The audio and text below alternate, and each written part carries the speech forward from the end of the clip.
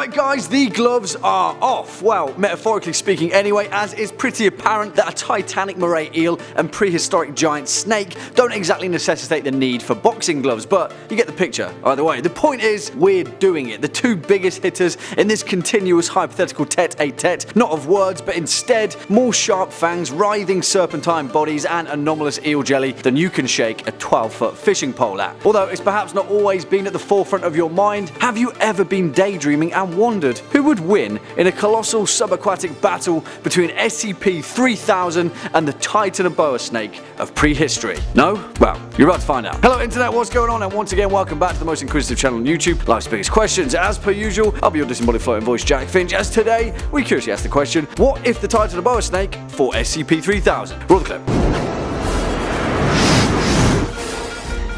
Sir, the target's heading right at us. All back full. Aye, sir. All back full. For the curious amongst you, that clip was from 1998's Godzilla, starring Matthew Broderick, because, as you're about to find out, this particular hypothetical bout is going to be taking place at the bottom of the deep blue sea, and who knows, Godzilla himself is probably lurking somewhere beneath the depths, ready to tag in with SCP-3000 if things get too out of hand. Yeah, I heard that Leviathans ride together and also die together, so go figure. Also, it's pertinent as there will be more than a few submarines waiting in the wings during this bout, which we'll elaborate on later. And as we all know by now, I'm a stickler for cinematic immersion, right? Before we jump into this list though, now is probably high time for us to outline the two particular species in question, SCP-3000 and the Titanoboa. Now, as you all may know, we've extensively covered each of these creatures in several Life's Biggest Question rundowns, and if you'd like to know more about them on a much more visceral level, then now is probably high time to head on over to our playlist and check them out. Also, each of them have pretty much been through the ringer in a wide array of our hypothetical LBQ bouts and earned themselves quite a few scars in the process. The Titanoboa alone has clashed with the Megalodon, the Basilisk snake, a T-Rex, hell, even Cthulhu, and conveniently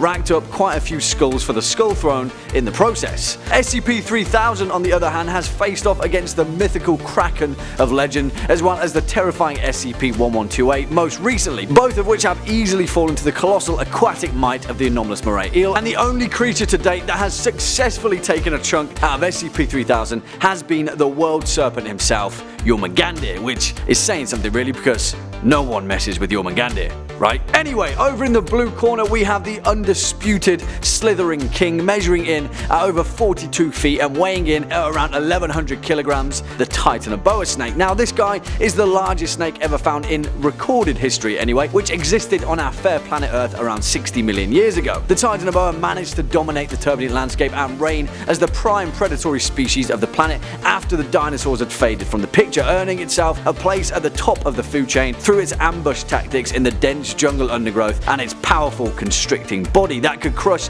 its unfortunate prey with a force of over 400 pounds per square inch. But, and this is a big but, its opponent is a little bit on the larger side, and constricting power aside, the Titanoboa's tactics are going to need a little bit of adaptation to say the least. In the red corner we have SCP-3000, perhaps the most powerful anomalous entity contained within the fictional world of the SCP Foundation. There's a lot to it, but for those of you that don't know, SCP-3000 is a giant anomalous serpent that resides at the bottom of the Bay of Bengal, currently under remote containment by the SCP Foundation. Now, we'll try our hardest not to bog you down with its inner mechanics, but essentially there's only three things that you need to know about the entity in question. 1. It's a giant anomalous moray eel. 2. It's absolutely massive, considered to be anywhere between 600 and 900 kilometers in length. And 3. It loves nothing more than eating people, after which it produces a highly potent psychoactive eel jelly on the surface of its skin that shatters the minds of humans and lesser mentally astute sea creatures alike. You got that?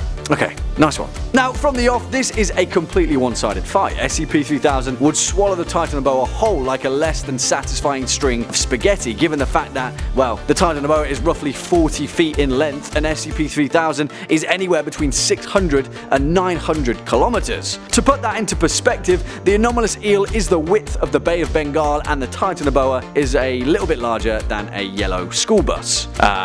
Yeah.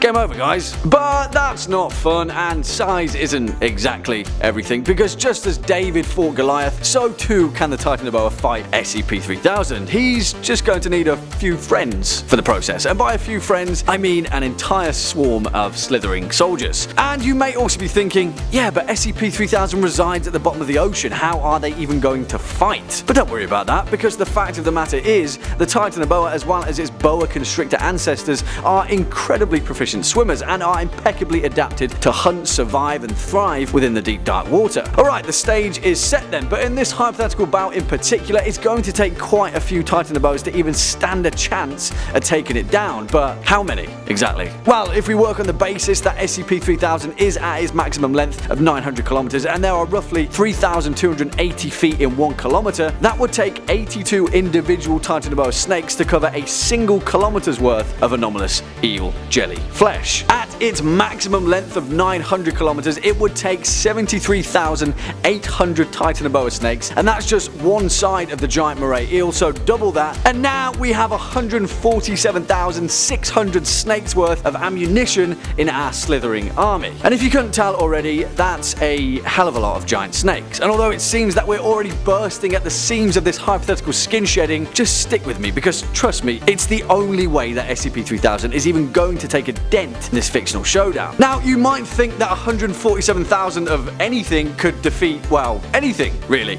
And it seems that for once, this swarm of writhing serpentine monstrosities is about to chow down on the big bad eel at the bottom of the Bay of Bengal like a swarm of ravenous piranhas to a rum ham. But alas, sadly for them, we're yet to address SCP-3000's trap card. The one thing that has been the befuddlement of every other creature that has ever tried to take a chunk out of this anomalous eel. And yeah, you guessed it, it's eel jelly. For those of you that don't know, SCP-3000 maintains the anomalous ability to drive mortal minds to madness simply by existing. The anomalous properties of the substance that it secretes contains the potency to mentally bend the will of any creature, sentient or otherwise, and the fact of the matter remains that now, over 147,000 Titanoboa snakes just began chewing at that very same eel jelly. And you can see where this is going, right? Not only would SCP-3000 win this battle with merely a shake of its tail, without batting an eyelid, under these hypothetical circumstances, it would also now have an unstoppable army of giant Titanoboa snakes.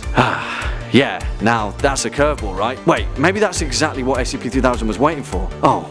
No, what have we done? Well, there we have it, folks, the long and short answer to who would take the cake in a battle between the Titanoboa snake and SCP-3000. Of course, it's the anomalous giant moray eel that is a literal god, but hey, you know what they say, it's not the destination that matters, it's the journey. Well, what do you guys think? Do you agree, or do you have any more interesting insights to add? Then please let us know your thoughts down in the comment section below, as well as any choice picks of your own. Before we depart from today's video, we'd just like to bring to your attention our conveniently compiled playlist, and if you'd like to carry on with your versus battle binge, then please check them out, because yeah, use it or lose it, bud. On that note, unfortunately, that's all we've got time for in today's video. Just stick around all the way until the end. If you were a fan of this video, or just LifesBiggestQuestions in particular, then please be a dear and hit that thumbs up button, as well as that subscribe bell, and I'll be seeing you in the next one. As per usual, I've been your disembodied floating voice, Jack Finch. You've been watching Life's Biggest Questions. Until next time, you take it easy.